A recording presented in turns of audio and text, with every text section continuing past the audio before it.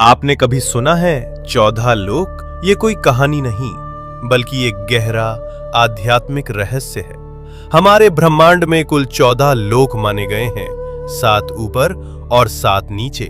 ऊपर के 7 लोक, इन लोकों में आत्मा ऊंचाई की ओर बढ़ती है, ज्ञान, शांति और मोक्ष की दिशा में। भूलोक, ये वो लोक है जहां हम सभी मनुष्य रहते हैं। इसे मृत्युलोक भी कहा जाता है, क्योंकि यहाँ जन्म और मृत्यु का चक्र चलता रहता है। भूवरलोक, ये लोक भूलोक और स्वर्गलोक के बीच स्थित है। ये ऊर्जा रूपों का क्षेत्र है जो भौतिक और दिव्य लोकों को जोड़ता है। स्वर्गलोक, देवताओं का लोक, जहां इंद्र और अन्य देवता निवास करते हैं। अच्छे कर्म करने वालों को मृत्यु के बाद इसी लोक में स्थान मिलता है, जहां सुख, संपत्ति और आनंद की अनुभूति होती है।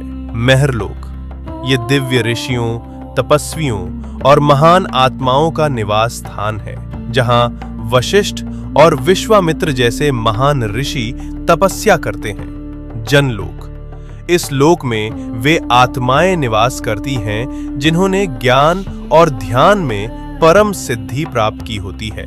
यहाँ के वासी ब्रह्मा जी की लीलाओं में लीन रहते हैं। तपलोक, अत्यंत शक्तिशाली तपस्वियों का स्थान, जो शरीर से परे केवल चेतना में स्थित होते हैं। ब्रह्मलोक, यह अंतिम लक्ष्य है, जहां केवल सत्य है, मोक्ष है और ईश्वर का साक्षात्कार होता है।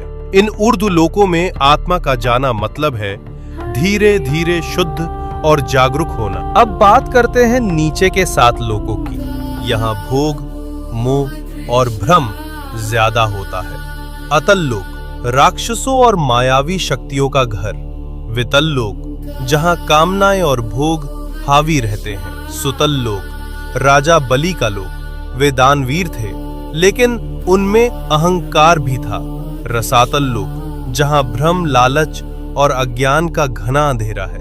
तालातल लोक, छल, धोखा और झूठ से भरा हुआ लोक। महातल लोक, जहां अंधकार और अहंकार का बोलबाला है। पाताल लोक, सबसे नीचे का लोक, तामसिक ऊर्जा और इच्छाओं का केंद्र। लेकिन इन सब का मतलब सिर्फ बाहरी दुनिया नहीं है। ये 7 लोक हमारे भीतर की नकारात्मक सोच और कमजोरियों का प्रतीक हैं।